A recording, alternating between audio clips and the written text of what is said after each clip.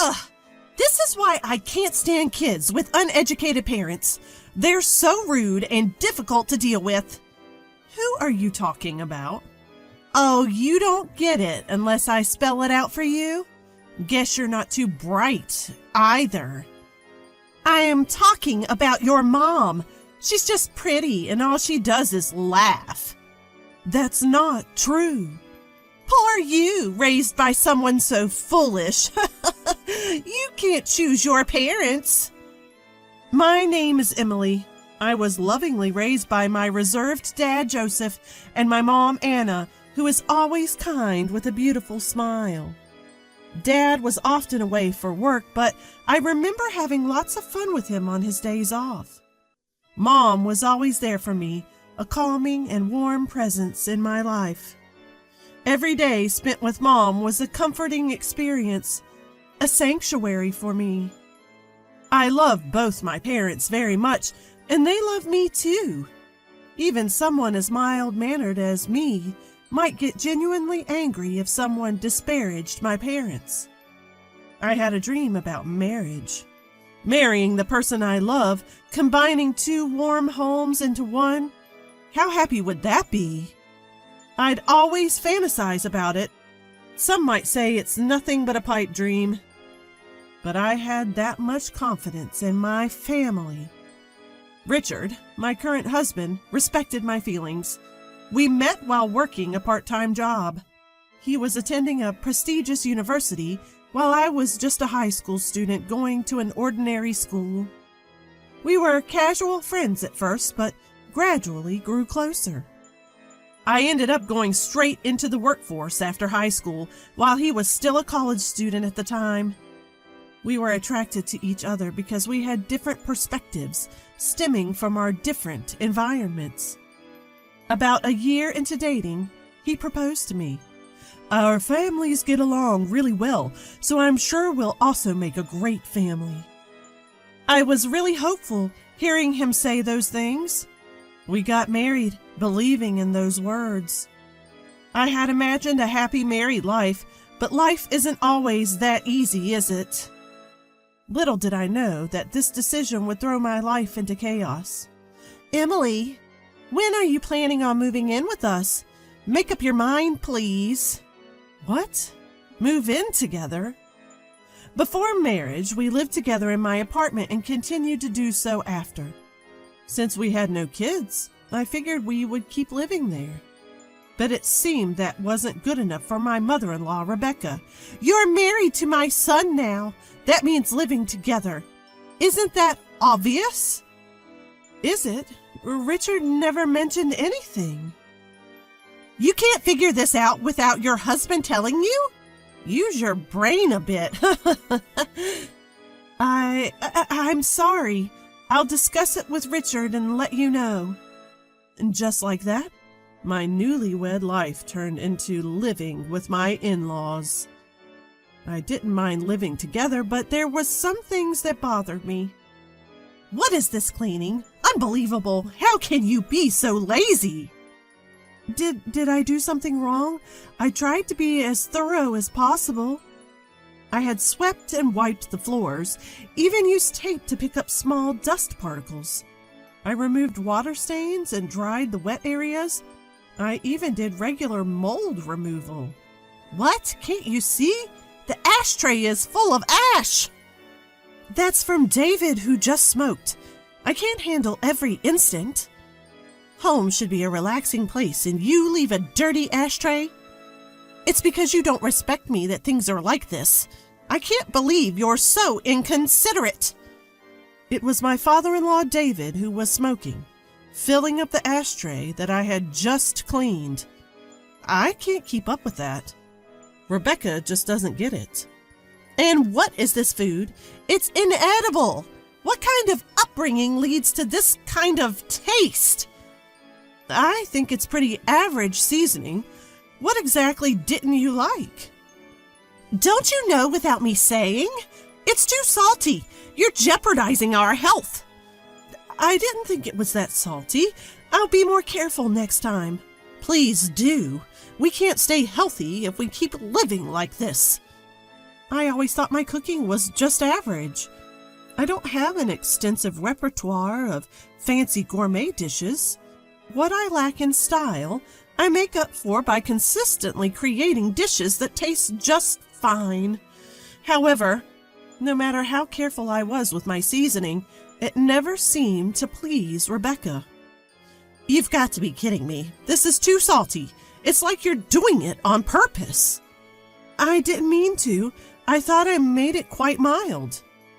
No matter what I cooked, Rebecca always had complaints. But when her friend came over and tried my fried chicken, she had something different to say. Oh, wow! This fried chicken is delicious! Did you make this? Yes, I took my time to prepare it, knowing you were coming over. You're too kind. Despite constantly criticizing me, Rebecca had no problem taking credit when her friend complimented the food. Make that terrible fried chicken again. I'll just have to bear it. If you don't like it, I can just buy something from the store. Didn't I tell you to make it? At least this way you can recognize your own shortcomings. Rebecca would make me cook fried chicken, then pack it up and give it to her friends as if she made it herself. She would lie about being the cook, then turn around and criticize me. I never understood what Rebecca wanted. She probably didn't like me, but she wanted the neighborhood to think well of her. I had to live in this environment. Every day was stressful, and it was wearing me down mentally. Neither my husband nor David ever stepped in to stop this cycle. Both seemed to tactically agree with Rebecca, leaving me feeling more isolated. This is my first experience with married life and living in a two-family home. Maybe this is just the way the world works, and I'm the one who can't handle it. I had no one to talk to, so I tried my best to endure it on my own. Emily, my clothes haven't been ironed. I wanted to wear this outfit for lunch today. But you said you wanted to wear something else yesterday. I've already ironed that. Well, I changed my mind. Being my son's wife, you should have anticipated that. At this point, I had no idea what the right thing to do was, and I was utterly frustrated. In that house, I felt like I had no allies. I gritted my teeth and put up with it, thinking that patience was my only option. Then, one day, the inevitable happened. Rebecca made sarcastic comments to me, as usual. By now, I've grown used to it and don't take it too seriously. Maybe she finds my reactions boring because her attacks have changed lately. You're always so inadequate, no matter what you do. I'd love to know your upbringing. I was raised by my parents just fine, thank you. Maybe I'm not perfect, but talking back, huh? Exactly my point. Normally, people don't raise children to talk back to their mother-in-laws. It's all your mother's fault. She doesn't have any impressive degrees, does she? She might not have degrees to flaunt, but that's a different issue. See? Talking back again. That's why you're no good. Your poor upbringing really shows. Enough. Can you please stop insulting other people? I can't take it anymore. My voice grew stronger as I couldn't hold back my emotions. Rebecca didn't miss my slight glare. This is why I hate kids with low-educated parents. So impolite and difficult to handle. Stop talking about my mom. Education has nothing to do with this. Oh, you must be stupid too, then. Your incompetence speaks volumes. Must be nice to skate by on your looks alone. I couldn't live like that. I haven't, but that's beside the point. You're pathetic, raised by such clueless parents. Well, you can't choose your family. She continued to insult my mom, and I had reached my breaking point. If you continue like this, I have my own thoughts too. I never intended to live with you in the first place. What? We took you in, didn't we? We're housing someone as incompetent as you. You should be grateful because we felt sorry for you since you couldn't receive a proper education. Rebecca sneered as she taunted me. Enough is enough. You have no right to say these things. At least my mom never raised me to insult other people. David finally broke his silence after hearing our exchange. What's with that tone? Don't you have any respect for us? I'm just giving you guidance. That's what a daughter-in-law should be grateful for. Let me be clear. I have no respect for you. All you do is complain, right? You're unbelievable. You don't belong in this family. Seems like you need some tougher lessons. David seemed quite frustrated with my defiance. My husband watched this whole exchange without intervening or saying a word. This situation is just not right.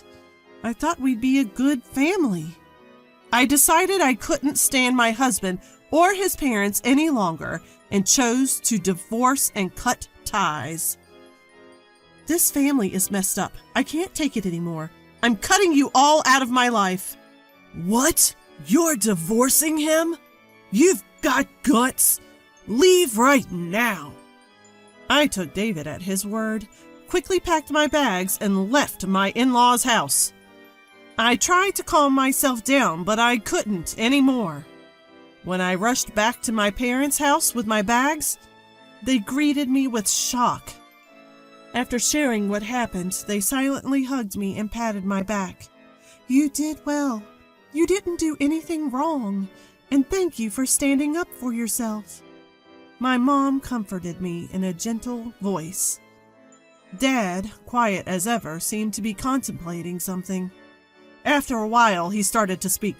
I have a plan. Emily, take some time off. Leave the rest to me. I was surprised because Dad never says things like this, but his serious expression made me believe him. Since I didn't think things would work out with my in-laws, I drafted divorce papers and sent them as I had declared. I don't know what my husband thought, but there was no rebuttal from him. All done. Goodbye. That was the only message I received. I shed no tears over the abrupt ending. Then the situation took a sudden turn. As soon as our divorce was finalized, Dad sprang into action. Hey, what's going on? I have nothing to do with this. Out of nowhere, I got a call from Richard.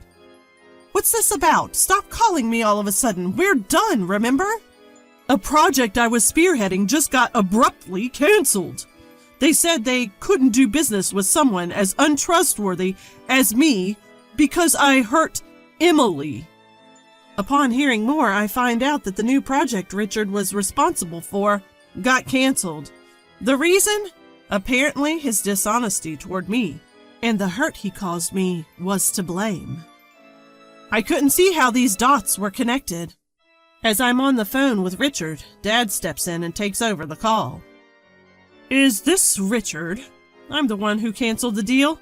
I don't think you're someone I can do reputable business with. What? Why are you involved, Joseph?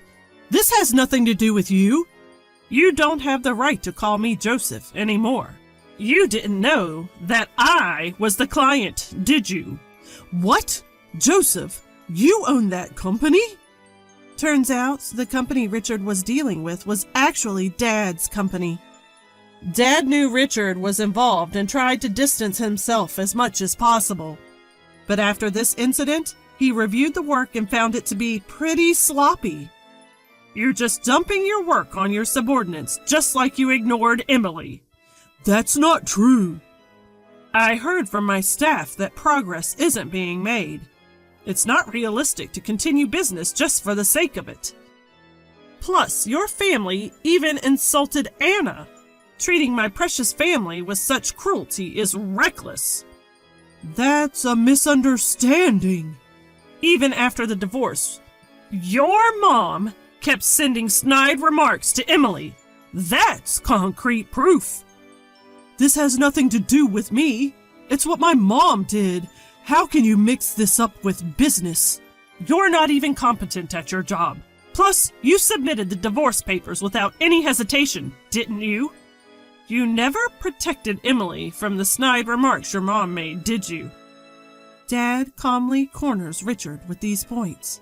I might have considered working together if your only issue was incompetence. But I've lost all trust in you and your family. I don't care what your company thinks of me. I won't do business with you. This is unfair. Personal matters are affecting a fair business deal. If you have complaints, go through the company. From now on, I will only communicate with a company representative. With that, Dad hung up the phone. Continuing from where we left off, things took a turn for Richard and his family. Richard's project got officially scrapped. Though he tried to protest the decision, the company reprimanded him for his laziness. Not only did this put a stop to his career progression, but news of his irresponsible behavior spread. The end result? He was transferred to a remote location. Even though he was in sales, he found himself doing nothing but manual labor at a small rural office. Basically, a demotion. Rebecca and her family showed up at our house, tears in their eyes, offering apologies. But Dad was having none of that. You've disrespected our family enough. I'm the head of this household and my job is to protect my family. As far as I'm concerned, what happens to you, who are no longer family to us, is none of our business. Rebecca got pretty emotional, crying and shouting so loudly that the neighbors could hear. Richard got demoted because of you. What are you going to do about it? If you cared about Richard, perhaps you should have instilled him better values. Maybe you should have raised him to be an adult who can protect his own wife. We told them to never contact us again and forcibly showed them to the door. After that, Rebecca stormed into Richard's company to lobby for better treatment for her son. That didn't go over well either. It became a notorious incident within the company, and Richard felt so uncomfortable at his new post that he ended up quitting. Looks like Rebecca's recklessness cost him his job. As for me, I'm taking some time to recover, both physically and emotionally, at my parents' home. I couldn't find it in me to make it work with Richard and his family, especially after they insulted my beloved mom. For now, I'm totally over the idea of marriage. Instead, I want to focus on showing gratitude to my parents and strengthening our family bonds.